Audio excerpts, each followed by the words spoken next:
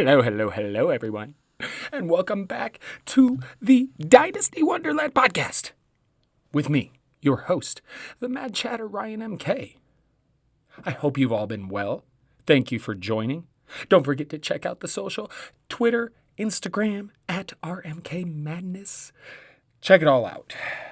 Check out my other podcast, Miscellaneous Debris, where you can just hear me talk about random stuffs. That's right. A little bit of ranting, raving, like to laugh a little bit, like to get a little serious. It's a good time. Check it out wherever you find this one. But I hope you've all been well. Pretty good here at the Madhouse MK. Although I did this past week, have my appointment, my nose appointment, to get my, my issues checked out. Because in case you don't know, I have not one hole in my septum, which has the big bull ring. No, there is a second hole, a septal perforation in my nose, and it's causing some whistling. Well, it's not doing it right now, but but it does cause some noises and some weird stuff, and I get junk caught in it's terrible. So I went and saw the doctor, and I got to tell you, this doctor, I didn't know whether to laugh at him or strangle him. I mean, in a way, I really appreciated his personality, his demeanor, the way he handled everything. But it was also kind of weird because my nose is a wreck. So first of all, I explained to the nurse everything. And this is one thing I never understand about doctor's appointments. The nurse asks a bunch of questions. You give answers. She's writing them down, typing them down, something. But yet when the doctor comes in, it's the same fucking questions. Like, did you read the notes, doc? Because I already told your nurse. So the doc comes in, and I go through the same shit that I did with the nurse. And he puts some cotton balls in my nostrils. It's got some stuff on there. So I'm sitting there breathing out my mouth, which I hate doing. Waiting for this stuff to kick in. And then he pulls out a device. He's going to vacuum out my nose, clean it out, so he can take a peek. And it's a very long, thin metal piece. It's like when you go to the dentist, the little water thing. It was like that, but straighter, and it didn't squirt water. It sucked. And it sucked all the crap out my nose. But it's sitting in there in my nostril pretty deep. And the doctor's like, don't move. Okay, I won't. You didn't need to say it. You got a giant metal thing pointed straight at my fucking brain. I'm not trying to go forward. You just worry about you. You don't move. You're old. Are your hands shaky? I'm a little worried here. They get done vacuuming out the nostrils, and then he pulls out the camera, the little scope. We're going to go in and look at your nose. And there's a TV on the wall. You can see it. And this is where the doctor gets excited. I'm not so excited. I don't need to see the train wreck that is my nose. I don't need to see the inside of that. But we're doing it anyway. And it's going around. He's explaining things. And I don't mind I don't mind that at all. At one point in time, I considered being a nurse. So I have college medical classes under my belt. So when doctors start talking in doctor, I can at least catch some of it because I have done some studying on it. So not everything sounds, foreign to me. I hear a lot of familiar stuff. So I do try and pay attention when the doctor talks because I feel like I might be able to understand a little bit of it. And so I was letting him go on and explain and here's where this is and that is, and then he gets, and here's your septal perforation. Oh, look at that. You can see to the other side of your nose. Yes, doc, yes, you can. I'm glad you're getting a kick out of this. So it was good times. Not a lot, it appears, they can do to fix stuff because on top of the septal perforation, I have a deviated septum. You ever had your nose broken, Mr. Markle Clap? A couple of times. So, deal with that. It's going to be a situation where I just have to manage this nose stuff for the foreseeable future. But we'll see how it goes. We'll see how it is what it is. Not that I'm fond of the idea of having to, do nose management on a daily basis, but you got to do what you got to do, right? Otherwise, I've been enjoying the New Japan Cup. I'm excited for March Madness. BattleBots, the tournament just ended a couple of days ago. Endgame, Vertical Spinner Bot, kids from New Zealand, really good bot, good crew. I enjoyed watching them all year. They took the giant nut. Whew, it was a good tournament. And again, I'll be talking a little bit more about that, a little more detail on my Miscellaneous Debris podcast, if you're at all interested. But we get to football. And free agency is on the horizon. Franchise tags have been placed or not placed. And there's some big names in free agency. There's a lot to discuss. It's a bit of a tall order. So today I decided I'm gonna enlist some help. I'm gonna get a friend. I'm gonna get a buddy. And I'm gonna bring him in to help us work through all this free agency crap, a free agency preview before we actually get into the period of time where they could start signing contracts. So I'm gonna go get some assistance. Be right back.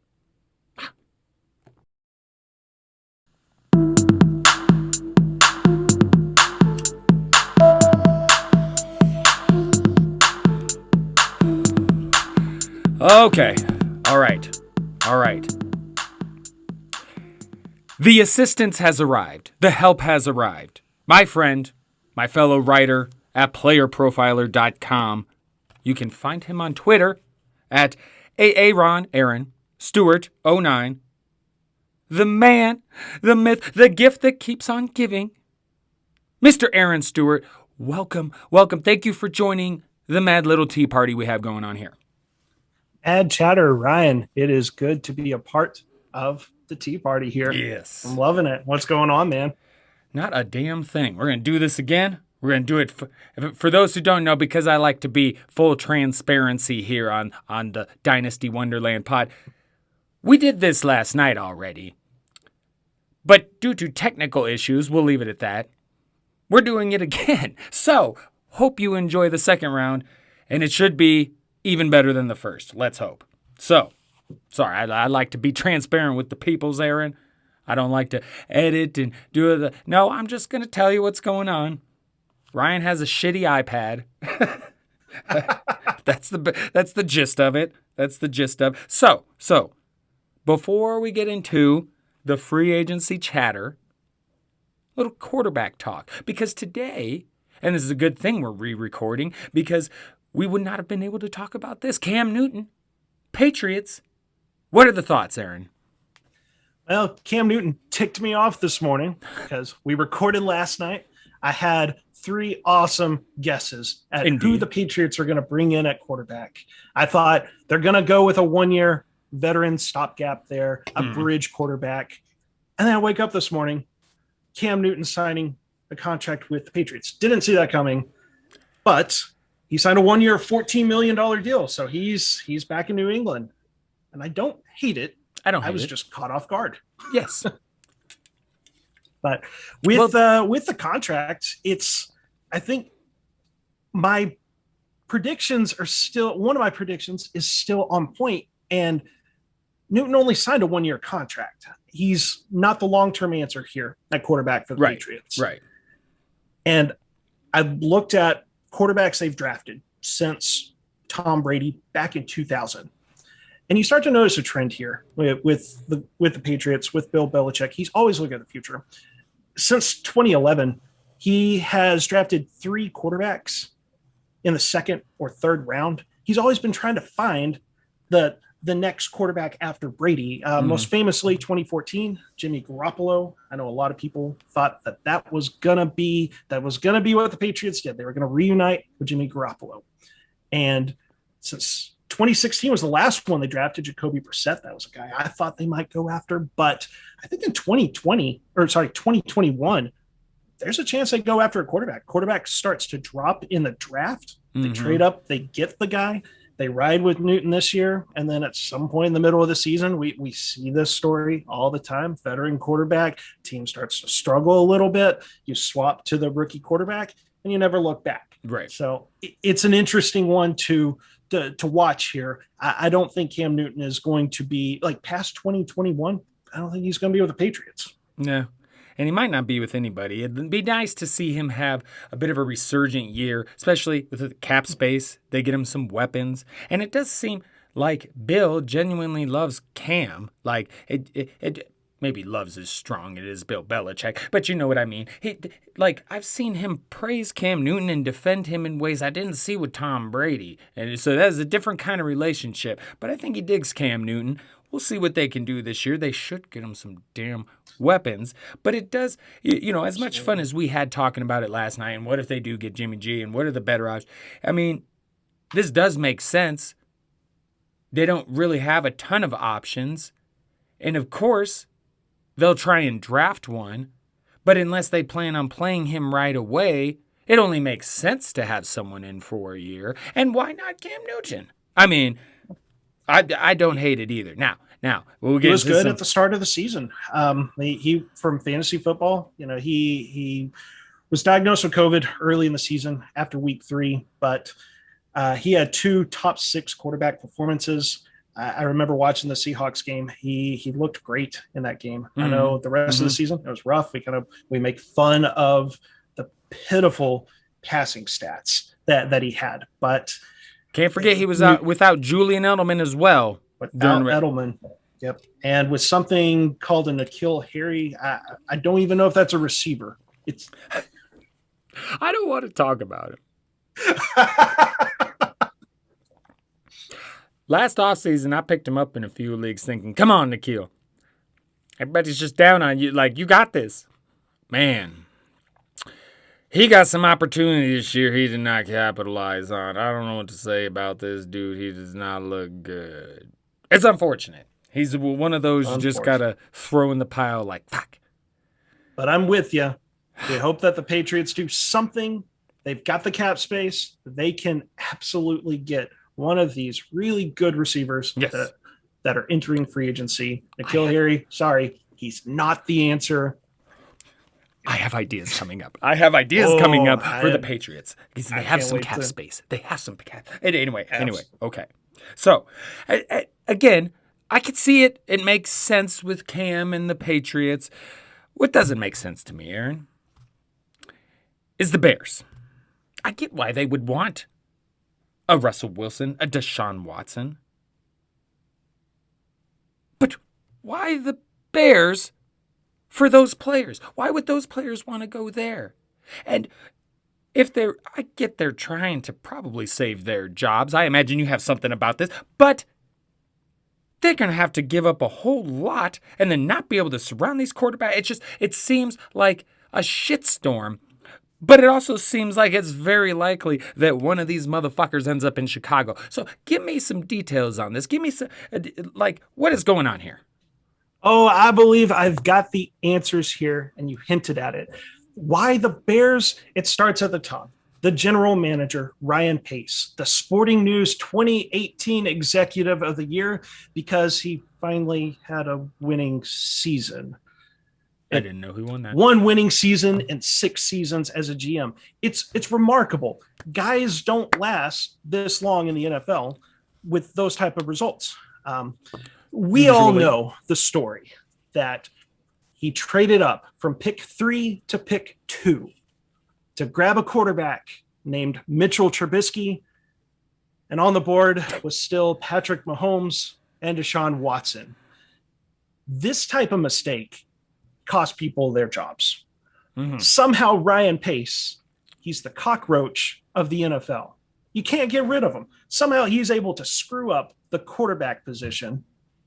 And I don't know if it's blackmail, but he still has a job. And in fact, he is the 13th longest tenured GM in the NFL. I took a look at the 12 guys that were ahead of him in terms of longer tenures as GMs. The top 2 guys, they're owners of the NFL teams. It's Jerry Jones with the Cowboys. It's Mike Brown of the Cincinnati Bengals. The owners aren't going to fire themselves, unfortunately. I say that as a Cowboys fan. A few of them should. The third guy is Bill Belichick, who is the only head coach that is also the GM, because Bill O'Brien's no more in Houston. Thank goodness. Now, The other GMs, I went and looked at all these guys. 5 of those GMs have won Super Bowls. 3 others have gone to the conference championship game. So if we're counting here, that's 2 owners, 1 Belichick, 5 Super Bowl winners, and 3 conference championship games. That's 11. 11 of the 12 guys are accounted for in that stat. 11 of the 12 GMs that have had longer tenures than Ryan Pace have at least been to the conference championship game. Ryan Pace, though, has won 0 playoff games. 0.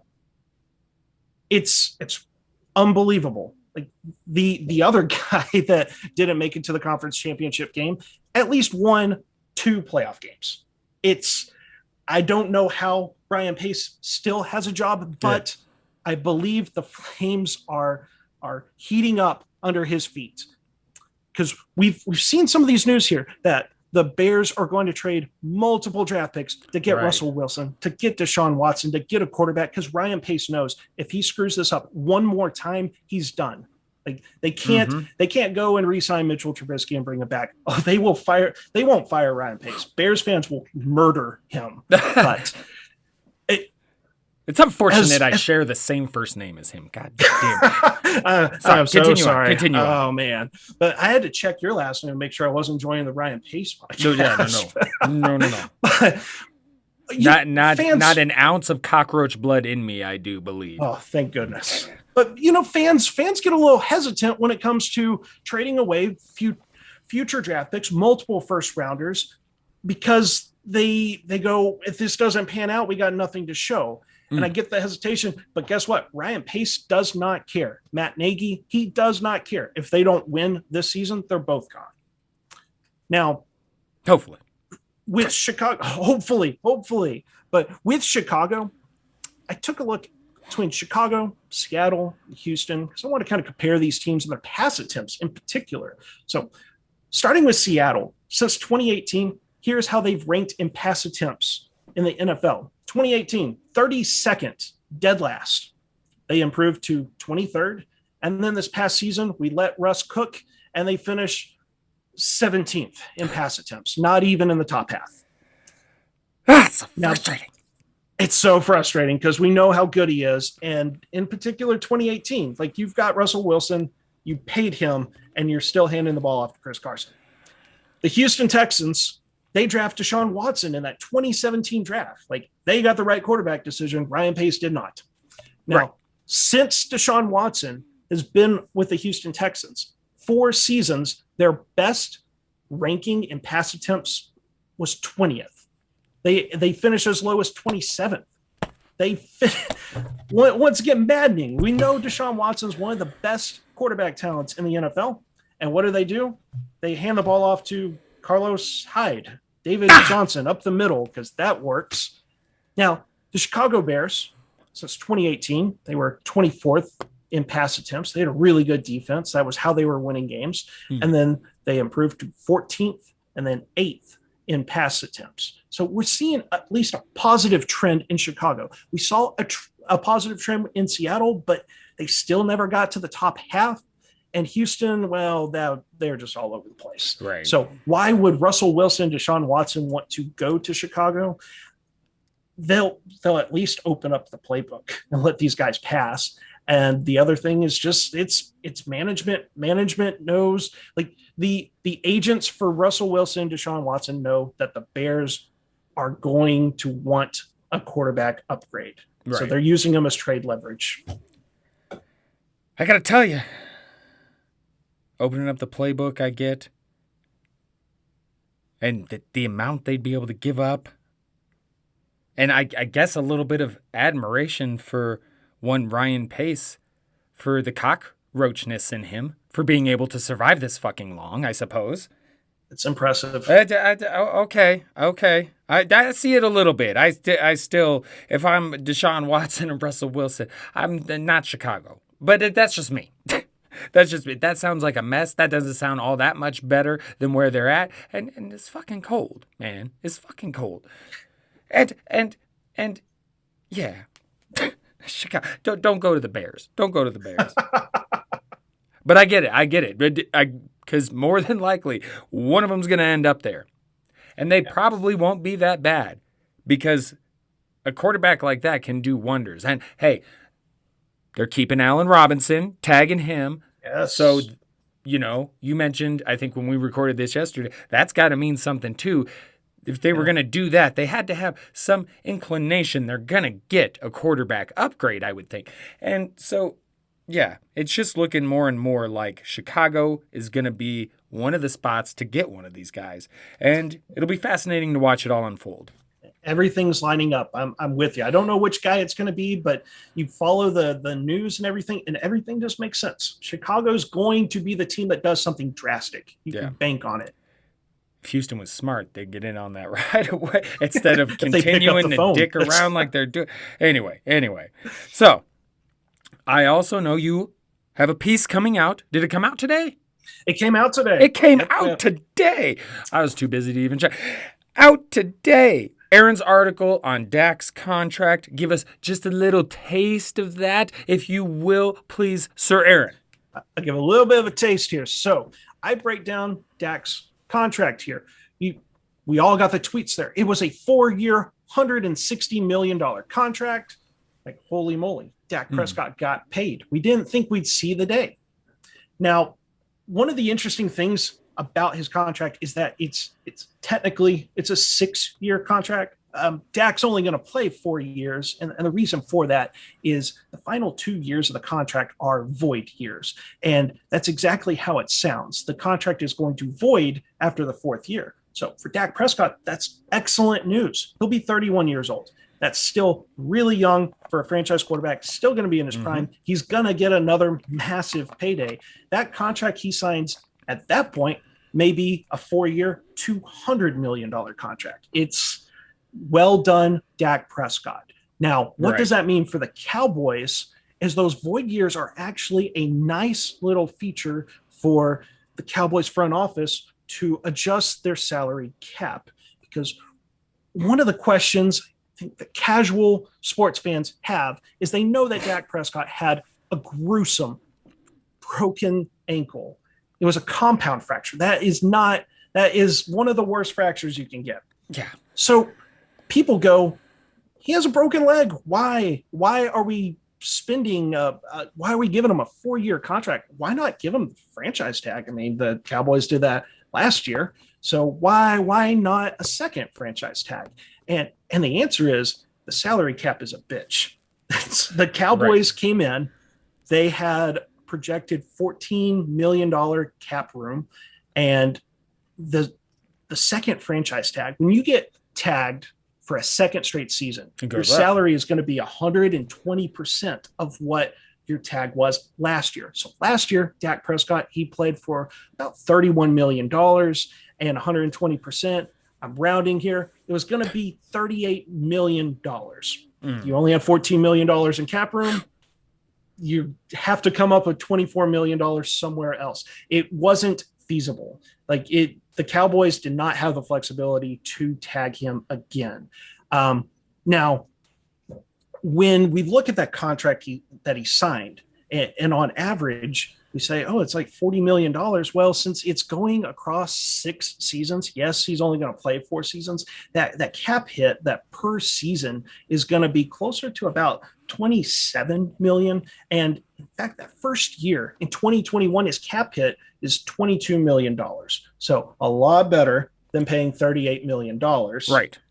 Because that $16 million you now have, they've already restructured some contracts. They have successfully locked up Dak Prescott, and they now have a little bit of cap room. So good job for Dak. And those void years we're starting to see in more and more contracts, because in fact, he wasn't the only quarterback to sign an extension with void years. There was the big news today. Mr. Tom Brady, the GOAT, the defending Super Bowl champion, he signed a nice little extension. Yes, he did. Mr. That may be the nicest Tom thing Brady. he's been called. Yeah.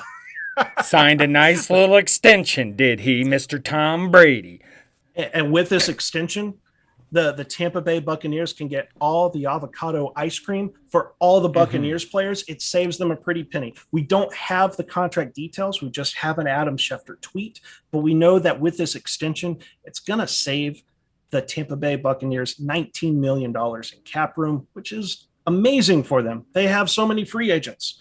We know that we're going to be talking about Chris Godwin. He got tagged, but they had a pass rusher, Shaquille Barrett, that he's a free agent, and it was kind of shocking they didn't tag him. I was like, well, they don't have enough cap room to tag Godwin and keep Barrett, since they also kept Levante David. But now with this extension, they may very well keep the pass rusher, and that would be huge. The truth about the Super Bowl is that it's the pass rush of Tampa Bay that was the real MVP. Patrick Mahomes was running for his life. He's got to get used to that in 2021 as well, because they decided they could have screw having tackles. Yeah. So it's Tom Brady's extension was it's on the paper, it's a 4-year extension, but 3 of those 4 years are voidable years. So it's really a 1-year extension. And the same thing with Dak's contract. The way it's going to work is the cap hit is going to be spread out over the entire length of the contract, including those voidable years. Yes, Tampa Bay, they'll have to pay the man eventually, but as long as you're winning Super Bowls, it doesn't matter. Yep. And as much as I crap on Tom Brady, I mean, it does sound like him to take a team-friendly deal, which, I mean, really is the smartest way to go as a quarterback, because the more money the team has, the more help they can surround you with, you know? Absolutely. Just plain and simple. But okay, so we got through quarterbacks. That's some of the bigger news. We go into some free agency chatter. And I'm going to begin with running backs. Well, really, the running back. There's a few names worth mentioning, but as I might mention again later, some of these guys that just you worry with the younger running backs, rookies coming in, if some of these guys are going to even be able to get jobs, maybe it'll be down the line. But we begin with Mr.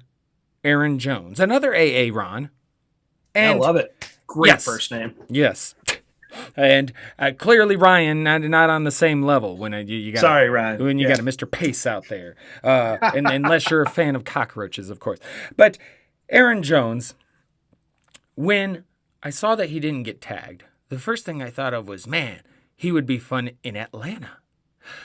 But then I look at the salary cap situations for teams, and I'm like, oh, what's that? Yeah, it's not happening for Atlanta. No, there's no way. Atlanta is fucked. So I'm looking through the teams. Miami's out there. Apparently, there's a mutual interest per rumor. That seems like it would be okay. But I kind of like Myles Gaskin. And I like Myles Gaskin, too. Yeah.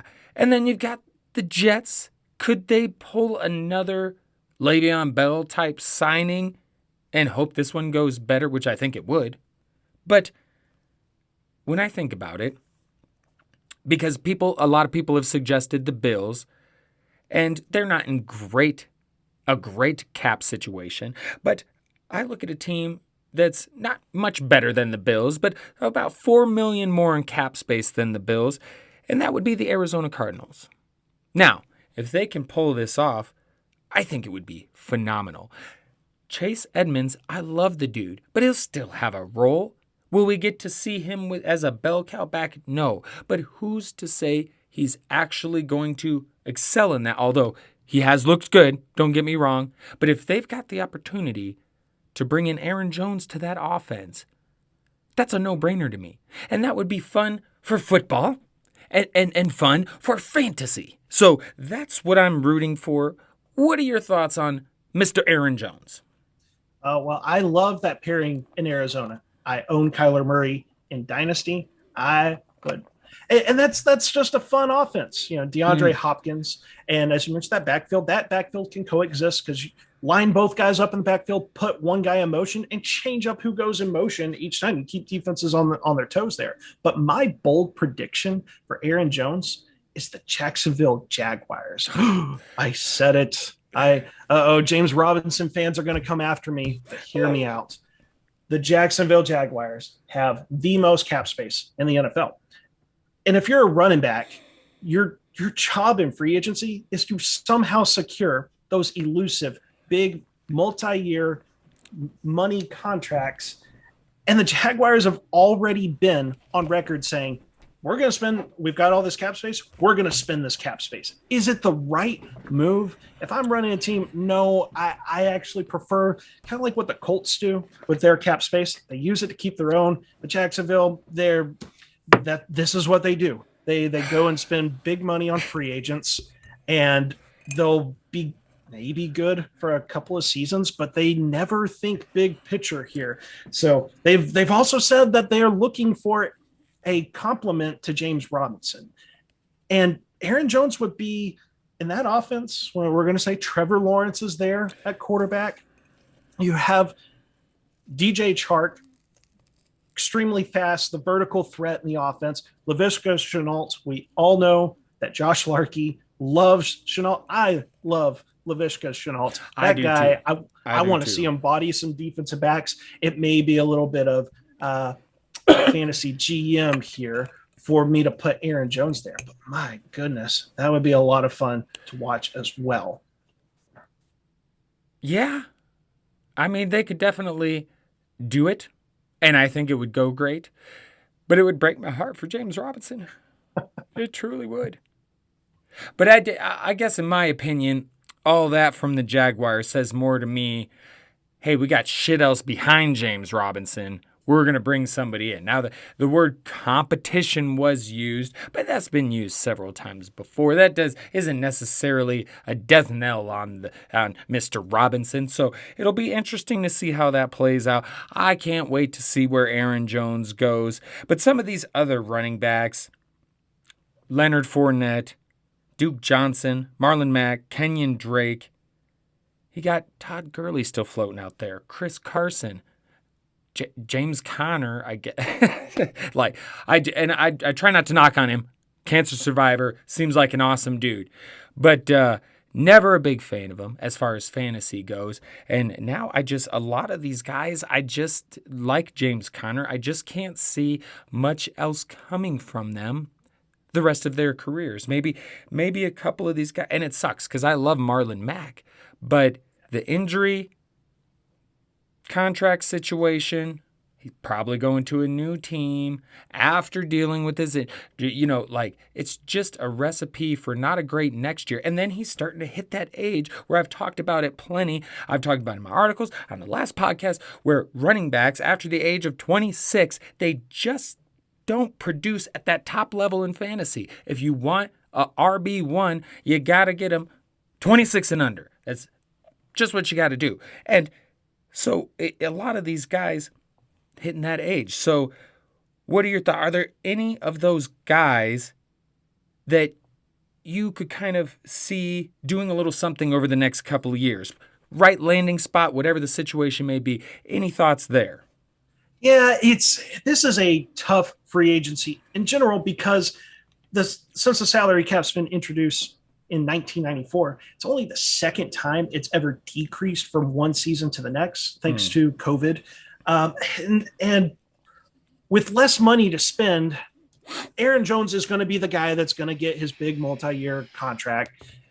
And with the rest of these running backs, the one that makes the most sense of getting the next biggest contract would be Chris Carson. But I know there was kind of some injury concerns there. I could see Chris Carson going to the New York Jets, that running back that they need to bring in. They will bring in one of the better running backs in free agency. And that's a team. If running backs want to get paid, and the Jets are positioned to have a need for a starting running back and plenty of cap space to go sign them. I think they've learned their lesson with Le'Veon Bell. You're not going to sign that type of contract. But maybe a 2-year deal. We saw Jordan Howard last year in Miami get a 2-year, $10 million deal, like $5 million a year.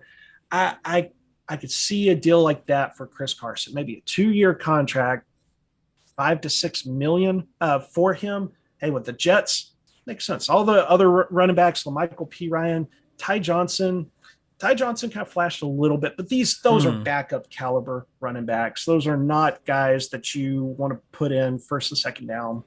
So Chris Carson to the Jets makes sense. Need money. And Chris I like Carson, it. he was a 7th round rookie pick. He hasn't gotten paid. He hasn't got paid diddly squat. Like he's Right. been very fantasy relevant, but his 4-year contract paid him just over $2 million in total. He will absolutely go wherever the money is, and the Jets are positioned to be there with the need and the cap space to make it happen. Yeah. Yeah. Something needs to be done about those contracts too. You've Yes. heard me my spiel on this, but it just doesn't seem right to me. They come into the NFL, unlike any other position, they just get that workload and the volume, and they run their bodies into the ground those first few years in the league, so that by the time it comes for contract time to actually get paid, you're asking for people to pay you for past performance, because at that point you're not performing at the same fucking level. And it's just, You it's mentioned sad. Gurley. You mentioned Gurley, and it's a swift fall from grace. Right. You go from 2 years ago in Dynasty being kind of the consensus number one overall pick in Dynasty because he's this dynamic running back, and 2 years later, he's washed and he's 26 years old. He shouldn't be, and I hate it. All those knee injuries back in his Georgia days, along with the wear and tear playing in the NFL. Yeah. I hope Gurley, just for his sake, that he can go make money somewhere. But I don't. My best guess on where he goes is he goes to Detroit. They hired a Rams front office guy to be their GM. What was the first move he made? He goes and trades for Jared Goff. Like, hey, why not bring back another Rams player? Not to steal a lot of work from DeAndre Swift. I love Swift, but we also know that teams need to have a capable backup running back, because I don't want to see Swift run 20 plus times every single game and then become the next Todd Gurley because he's banged up. I want Swift to play as long as he can. He's fun to watch. Right.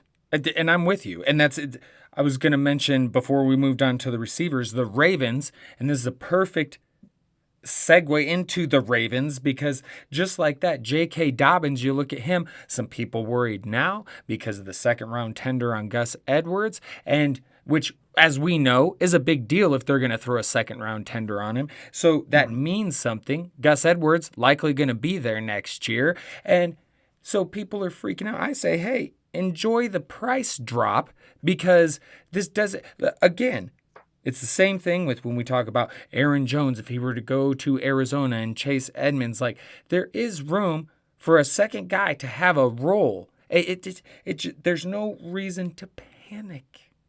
In the words of Mr. Aaron Rodgers, another AA Ron, man, there's a lot of them, aren't there?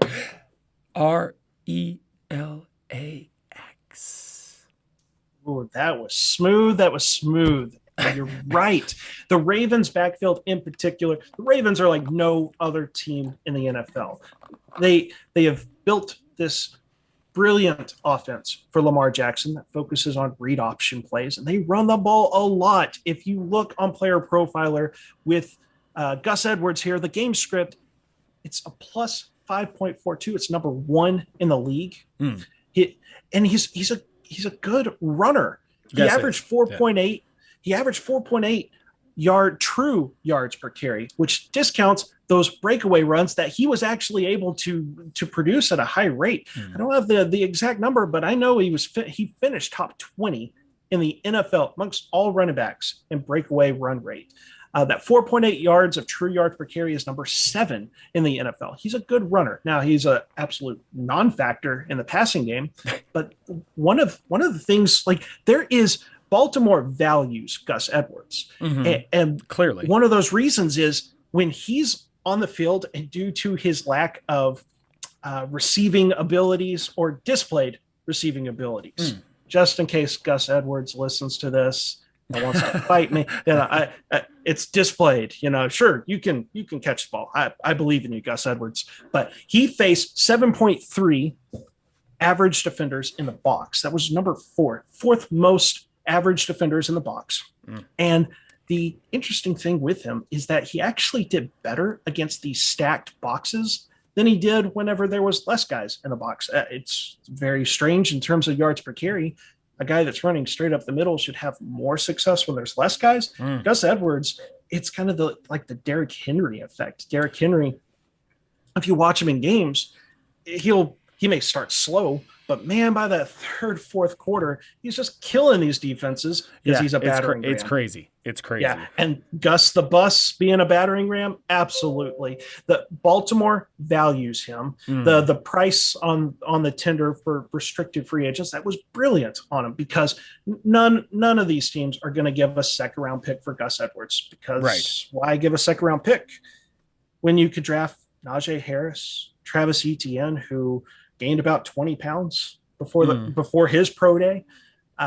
So it's very safe. He is going to be in Baltimore. I think the thing to watch is, does Baltimore maybe work out a multi-year extension with Gus Edwards? If you're a Dobbins fan at that point, you may not be too happy with that, because Edwards is just good enough to take away a little bit more of the work than you want for Dobbins. But if you're in a dynasty league and the Dobbins owner is freaking out about this, capitalize on that. Absolutely. Right. And I don't know if it'll go that far, but it definitely could see a little bit of a drop in ADP and drafts and things like that just from that news, because I think there was a lot of folks, and hey, I was one of them, that thought Ingram out the door, Edwards, maybe he goes out the door. This is J.K. Dobbins' show. And then people take Gus Edwards coming back as a bad sign for Dobbins. I'm with you. I don't think so, but let's pay attention to how that moves along. Moving on to the wide receivers, we mentioned Chris Godwin, Allen Robinson getting tagged, and that leaves quite a few free agent wide receivers this year. Now, you got some veterans out there, your Sammy Watkins, T.Y. Hilton, Emmanuel Sanders, some of these guys. And again, like with running backs, I worry about the job security for some of these guys. Again, in a year where the cap space is going to be lower, We've talked about that before. Maybe we haven't on this pod. That was probably last night. But anyway, with that going on, and again, these rookies coming in and being able to make an impact on these cheaper contracts, there's a lot of reasons to not want to go out and spend a bunch of money. So those guys, I'm a little weary about. And you could talk a little bit about them if you want, but I've got some ideas for some of these big names. Now, we mentioned New England. I think they should take some of that cap space. They need to get Kenny Galladay. And I was going to say either one of the two, but I would say any one of the three, actually, I'm going to change it to Hunter Henry, Jonnu Smith, or Kyle Rudolph. One of those three, because I believe Rudolph can still play. It was just his time to go in Minnesota. He's making too much money. Irv Smith was ascending. There was not a need for him anymore. And not to mention, I'm going to space his damn name now. What's the backup tight end on Minnesota now? Tyler Conklin. Yes, thank you. He's been making waves, okay? Yeah. So I think they feel confident in him as their second tight end. There was no need for Kyle Rudolph. But maybe in New England, you bring in a Kenny Galladay, a Kyle Rudolph, something like that. This could be really big. If they wanted to get crazy, how about a Will Fuller too? So I think New England could be, and it's crazy because they're normally not the Patriots. They're normally one of those teams that sits back and wait till after free agency, and until it starts to wind down and they get discount play. But I think this year they really need to help Cam out, and I hope they do because they got the cap space to do it. And so those are a couple I look at. And Will Fuller, really, I looked at him and some of the teams, and I was like, I think he should go anywhere in the AFC East. Anywhere in the AFC East. Buffalo. With Will Fuller, I agree. I think I'll let you finish with the AFC East. Yeah, any one of those teams, I think he would be awesome as that deep threat for Josh Allen to replace John Brown. For Miami, that needs weapons. For the Jets, they got Mims, they got Crowder. They're not going to bring back Perryman, likely. Bring in Will Fuller. You know what I mean? And then, of course, the Patriots, as I mentioned. So those are like my top two guys. But I have this one, and this is maybe my favorite one. But I really, really like the idea of Juju Smith-Schuster to the LA Chargers. You put him with Keenan Allen. You still got Mike Williams there, but as we've seen, he hasn't quite lived up to some of the expectations people had for him. But still okay to have there. But I think Justin Herbert, you give him another stud receiver. That offense could be amazing, and he could really excel in his second year. And they've got some cap space.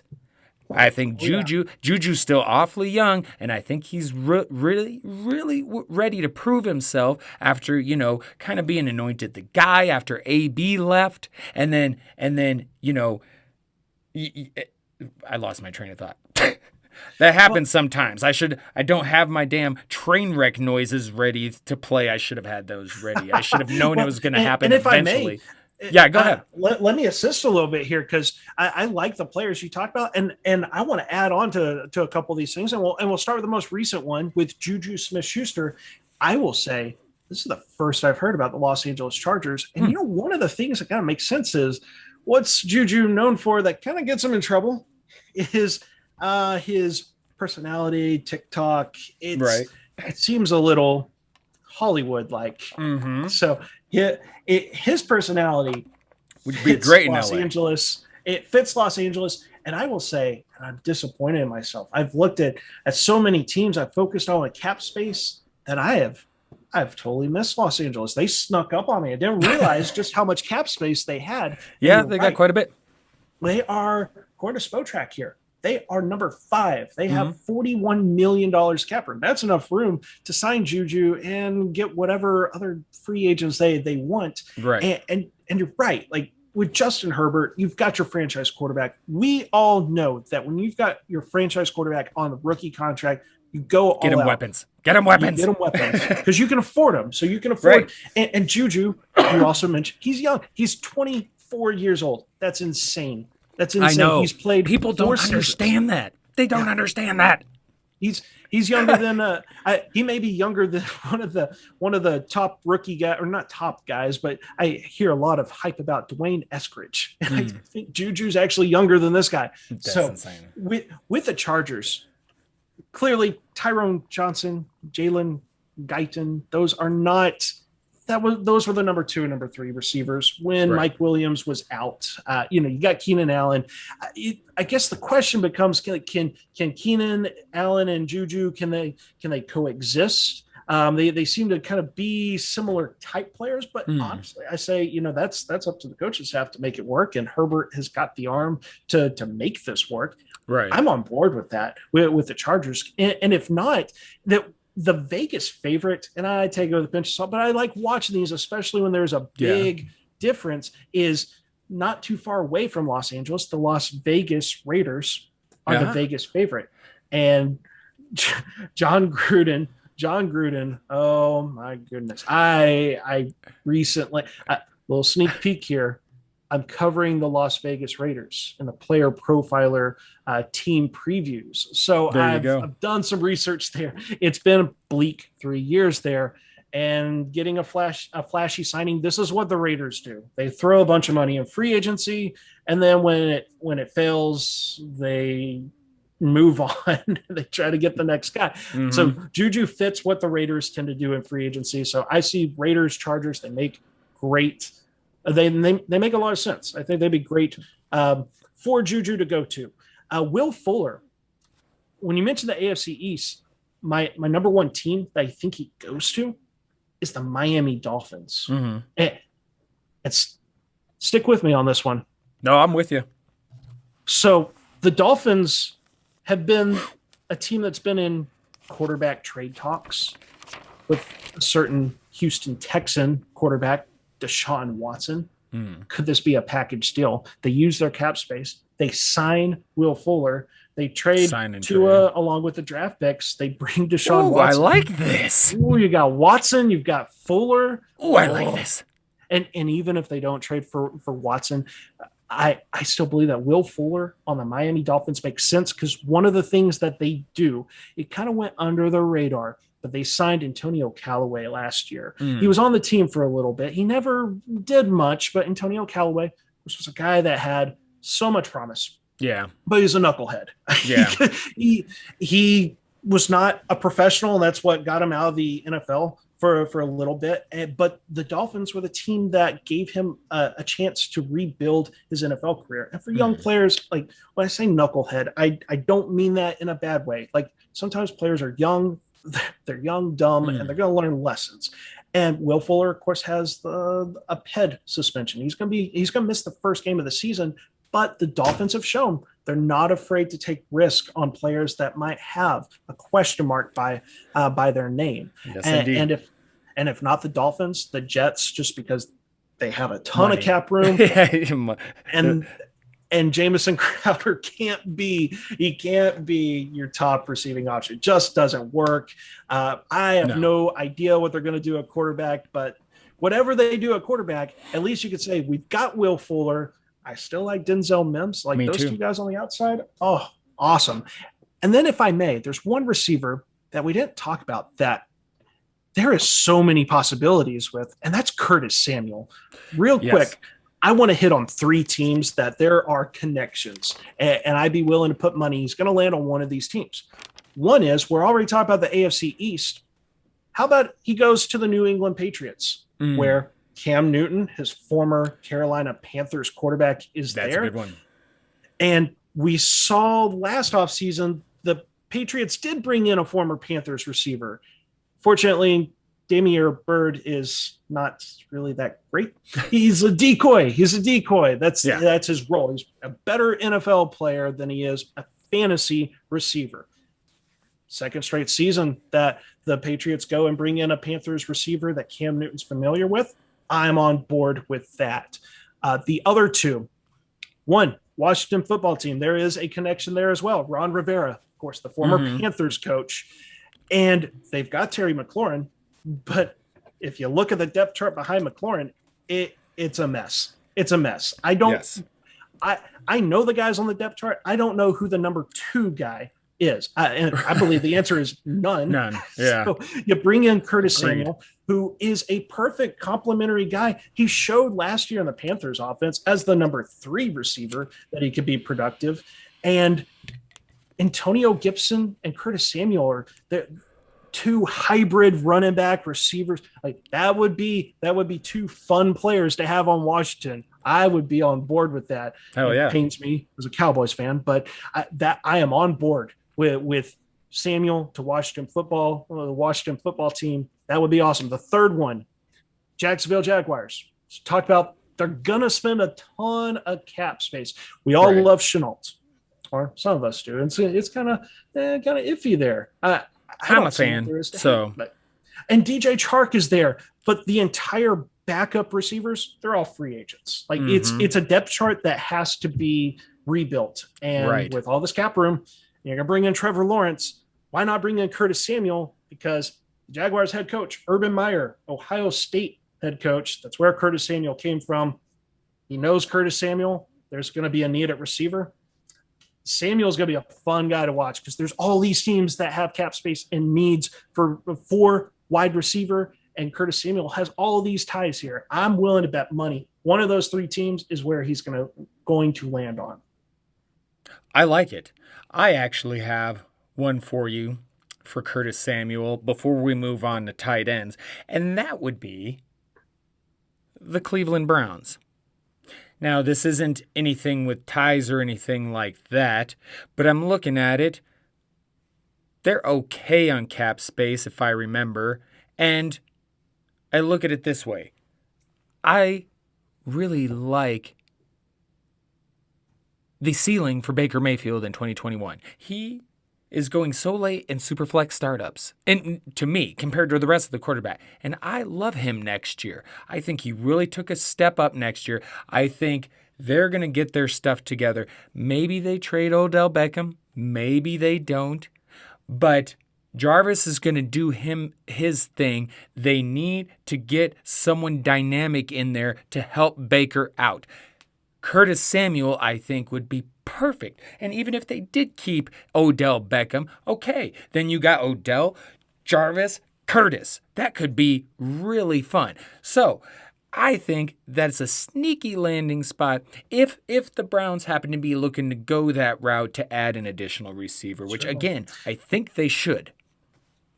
Certainly. And one quick thing, I'm not going to mention specific veteran receivers, but just with the way the salary cap is, just like I mentioned with running backs, the salary cap's kind of weird. And so I think you're going to see a lot of these veteran guys, and I'll just rapid fire here, Emmanuel Sanders, Marvin Jones, Golden Tate, if he's got anything left in the tank. Sammy Watkins, kind of the same thing. I know last year he considered retiring, but I think you're going to see all those receivers sign 1-year contracts. A team is going to get a bargain at receiver if they're patient. They may miss out. If they miss out on like their top 2 or 3 guys, if they're patient, they're going to get a solid veteran receiver on a cheap 1-year contract. It's going to be interesting to watch. This game of musical chairs, we see it in free agency. There's always somebody, a player or two at a position that just because they're not the top guy at their position, or they wait too long. Man, that cap space, even though it's lower than it was last year, the cap space is still going to go fast. Teams are going to spend money. So watch those veterans that we didn't really talk too much about, but those guys are going to sign 1-year deals. And I know we mentioned Galladay with the Patriots. I think another team, just real quick, New York Giants. Their receivers they have there are guys you would prefer to be maybe your number 2 or number 3. Galladay's an alpha. So if not the Patriots, the Giants is a team that has an opening. I like that because honestly, I really like Sterling Shepard. And I didn't think it at all we'd be talking about him, so I don't have the numbers in front of me.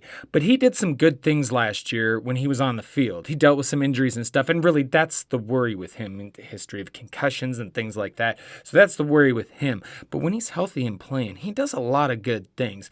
Not quite on the level of a number 1, but that would definitely be an interesting pairing to see Shepard and Galladay, and then you can have Slayton running deep routes. I like it. So definitely. Yeah, I like it. And some of those veterans I'm sure we'll get to once we do some post-free agency discussion. Absolutely. Because a lot of them will get signed. And, even some of them that don't get signed will probably get signed at some point. Inevitably, injuries occur in training camp, preseason.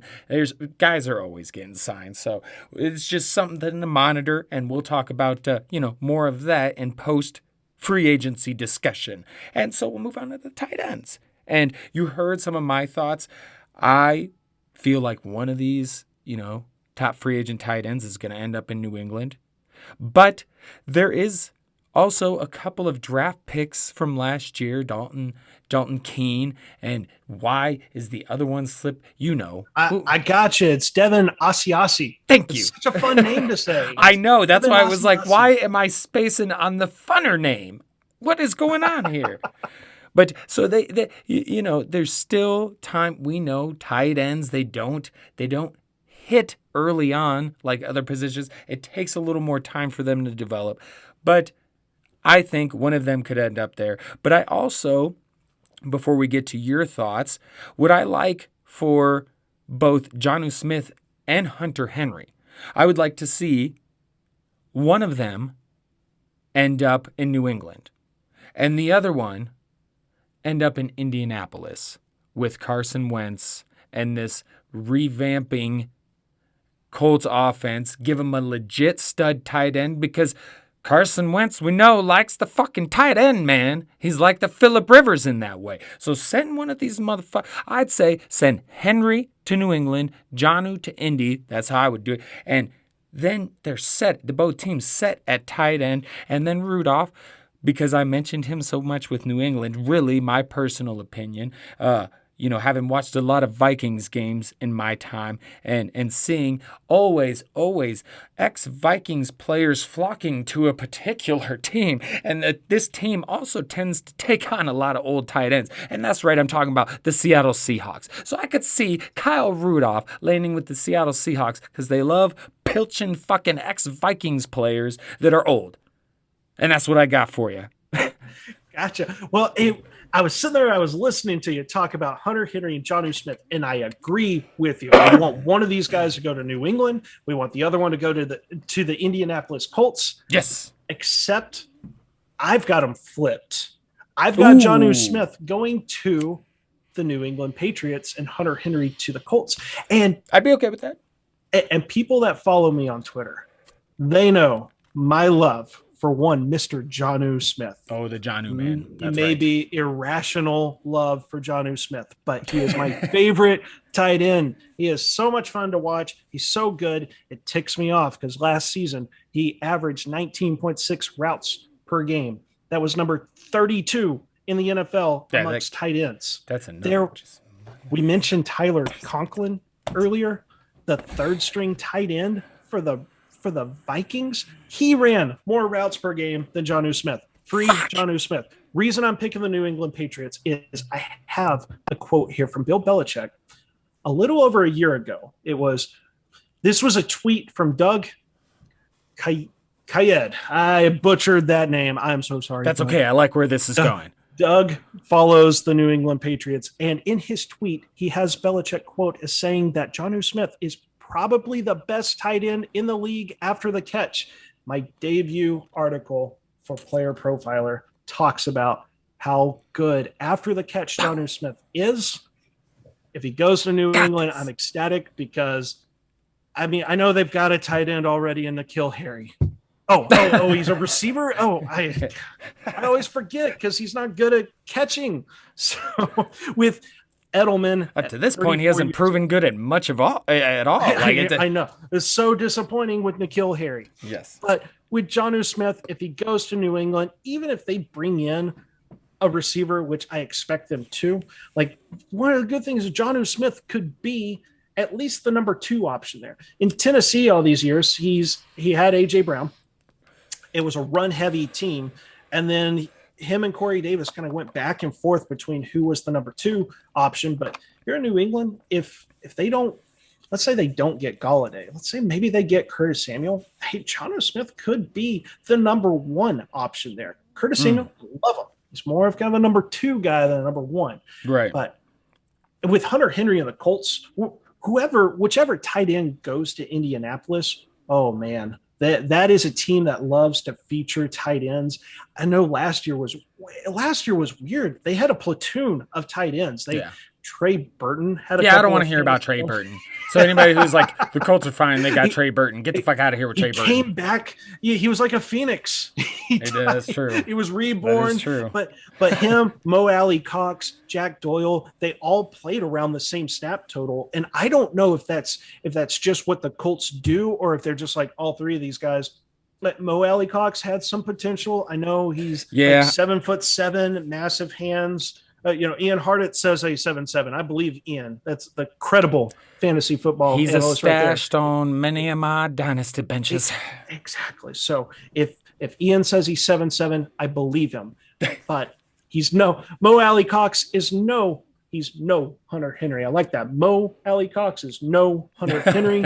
Let's get him. But if you are correct and it's Jonnu to the Colts and Hunter Henry to the Patriots, I still like that. Those 2 teams make sense. I saw that the predicted average salary that Hunter Henry is probably going to get $12 million per year and Jonnu is going to be lower at $9 million. I'm sorry, I don't have the source right in front of me, but I'm sure if anyone wants to fact check me on that, if you Google those numbers right there, you will find the article. And both teams that we think are going to get the 2 top tight ends, they're top 6 in salary cap space. It makes sense. It makes sense for those. Now, Kyle Rudolph, I wanted to add a couple of other teams that are interesting because I have the Seahawks as one of the teams I think he could go to. Now, the other 2, one would be the Tennessee Titans. Because that makes sense.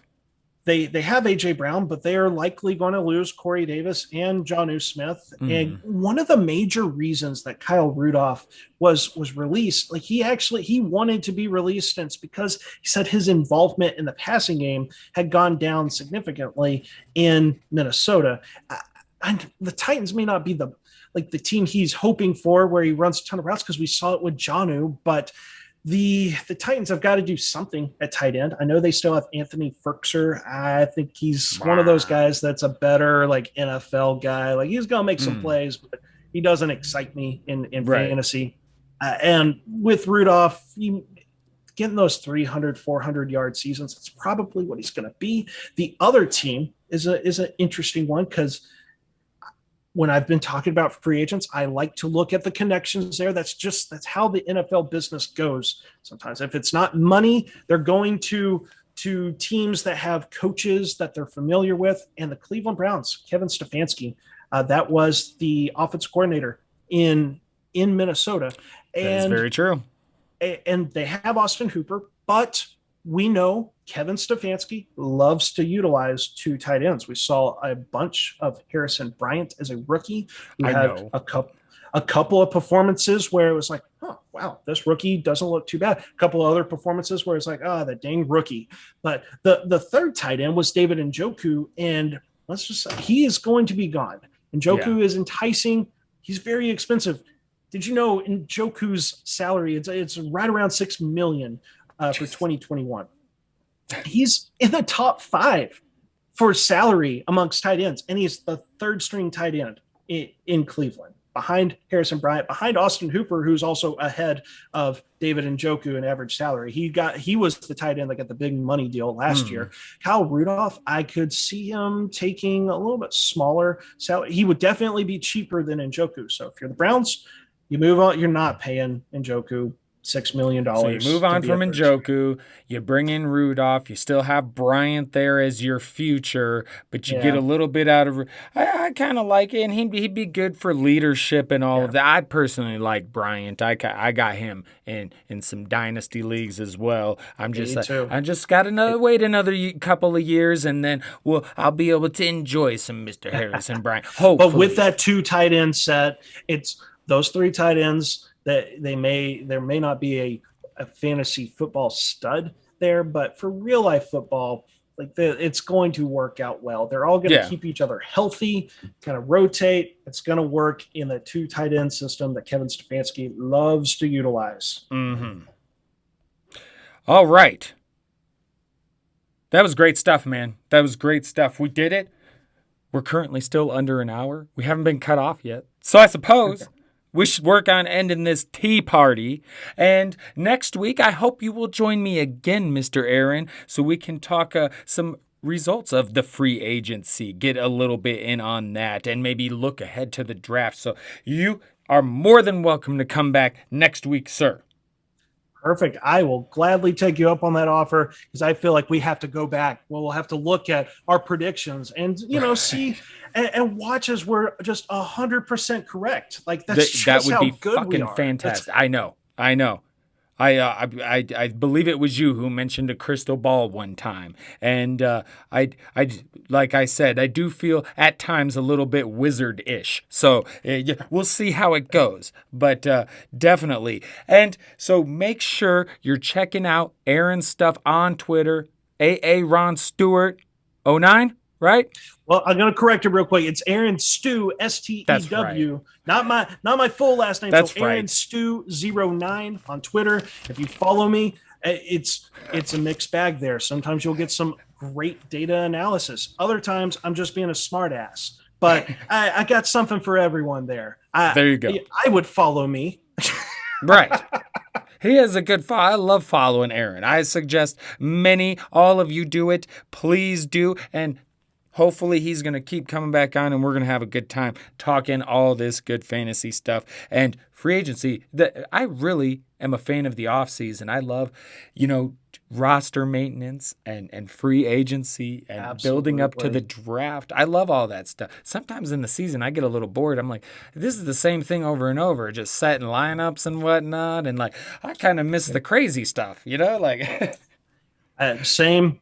I started off a big fan of the NBA, and I love the roster movement and the things that people will see from me on Player Profiler is I've got a series, transaction implications, where I'm going to be looking at these contracts that signed, and I'm going to be looking into my crystal ball. I'm going to be telling you the guys that you need to be getting now, because looking ahead 2022 and beyond, these are the guys I'm looking at. We mentioned Kyle Rudolph's cut.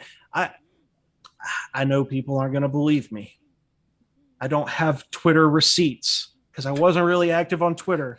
But when he signed that extension way back after they drafted Irv Smith, I looked at the contract. I said, this year, 2021 offseason, is when they're going to move on from him. And that allowed me to not miss on Irv Smith in my Dynasty rookie drafts. And now in 2021, I'm a proud owner of Irv Smith as part of my tight end options for my team. There you go. That's very good. Very good. I love it, man. I got him on quite a few rosters myself. Whew. And speaking of the NBA, we got March Madness coming up. All sorts of good stuff. The BattleBot. I don't know if you like BattleBots. I love BattleBots. That tournament just ended.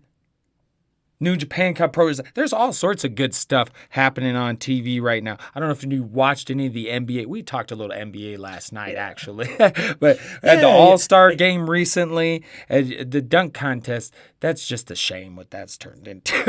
I didn't even catch it, but I think it would make me sad if I watched it because it's just not what it used to be. It's not what it was, but I tell you what, the 3-point contest still kicks ass. And I tune in every year just for that, because that is still awesome. And this year it was like, can anybody beat fucking Steph Curry? Well, God damn it, Mike Conley almost did. It was close. The old veteran there. I love it. First All-Star appearance, and he went overdue. First. Yes, way long. Overdue. Yeah, dude. I've spent some time living in Memphis. That is a guy that I can't believe that it took this long for him to be an all-star. Right. Absolutely I love Mike crazy. Conley. Yeah. Blast to watch. But all right, we're going to wrap up this tea party, get the hell out of here. And I want to thank Aaron once again for joining, and hopefully we see you again next week. Well, thank you for having me, and I'm sure you will. Of course. And, hey, Madcaps, tune in next week for me and Aaron discussing the post-free agency happenings and what's going on, results, our 100% predictions and all of that, because we're going to nail all this shit. And I'm going to go get some food and sleep before I lose my damn mind. And, hey, we're going to get the hell on out of here. Sound good, Aaron? Yeah, absolutely. All right. Man, everybody, we kept that under an hour. Holy crap! Yeah, we did. We somehow did. Colin, that was awesome. Hell yeah! All right, everybody. I was like, I thought we were going too long, and I was like, oh no, I gotta stop rambling. Oh no, we're good, dude. We're good, dude. All right, Madcaps. As always, much love.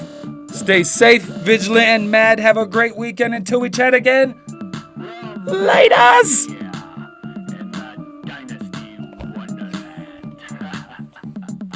Great work, Aaron! Awesome. That was exciting. Sorry, I thought we were doing that after. I was like, oh man, we're off. No, we're still on now, but keep it going. Oh, we're still. Freaking love it. I love it. Live